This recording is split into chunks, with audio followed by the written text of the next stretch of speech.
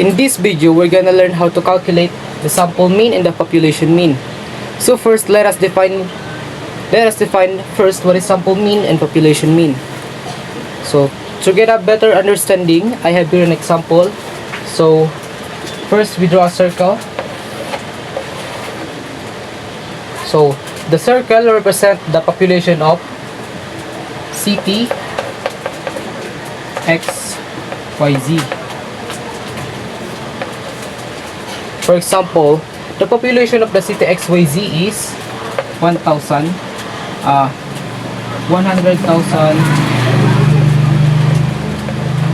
citizens. The objective of our survey or our survey is to get the average weight of the citizens, but it's too hard to calculate if the number is too high. So we need the sample mean. So this 100,000, the population, serves as the population mean, where n, the capital letter, is equals to 100,000.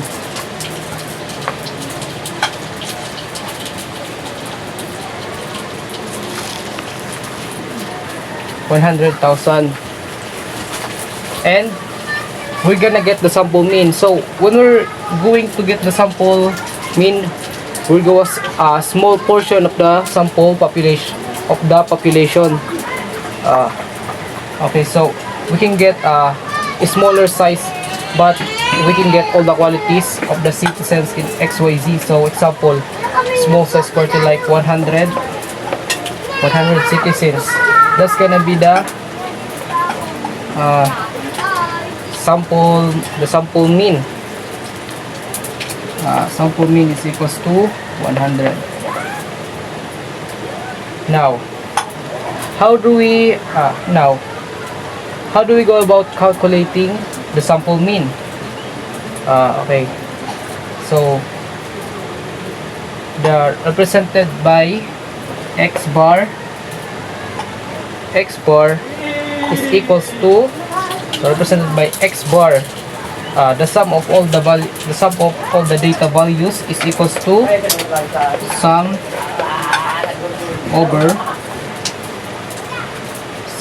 over n. Same formula as the population, but instead of x bar, we're gonna use the Greek letter mu.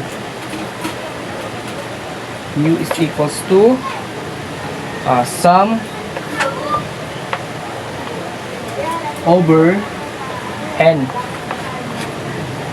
Okay, so in getting the sample, we get the better estimate if we get a higher sample, like instead of 100, we can get 1,000 for better, but 100 is much smaller, so we can calculate it more better. But 1,000, if we can get 1,000 participants or representative of the 100,000 population, we would get that opportunity.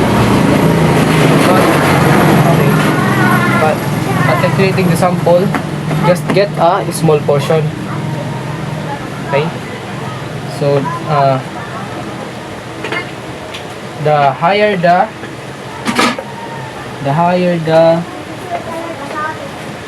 sample, the higher the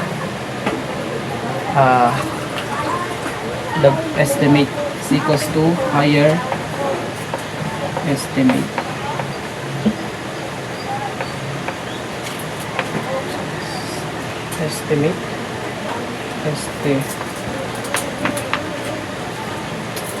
Okay, so the sample is also called the statistics, and the parameter or which is population. The population is called the parameter. So either the two, parameter or population, you can call that. So yeah. So let's go to the formula of sample. So I'm just gonna remove this for a second. So the formula for the sample mean can also be represented this way using signal notation. So for the sample mean x bar is equals to, sample is small letter, so n x1, then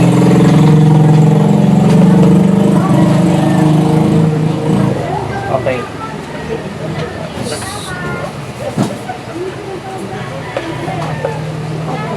small letter.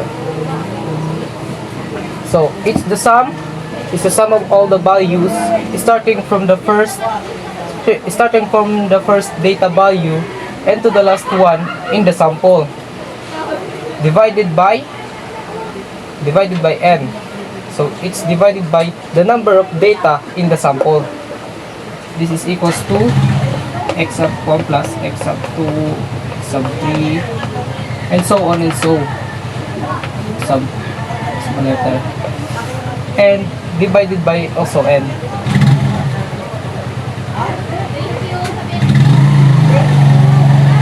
Where n is the sample size. Okay, where n is the sample size. All the values starting from first to last divided by the number of data in the sample, where is n. So this for the sample. Let's go to the population. Same as the sample, and the formula is same, just the symbol is different. So let's move that. So for the population, same, just the symbol. We're gonna use mu. What the mu? Yes, but is equals to. Now we're gonna use big letter N. X sub 1. X is equals to is equals to 1. Also divided by this. Now we're gonna use big letter N. So this is equals to same as before, x1 x2 plus x3, and so on and so forth. Also divided by big letter N, of course, where n is what? N is the population size. Population size. So that's all.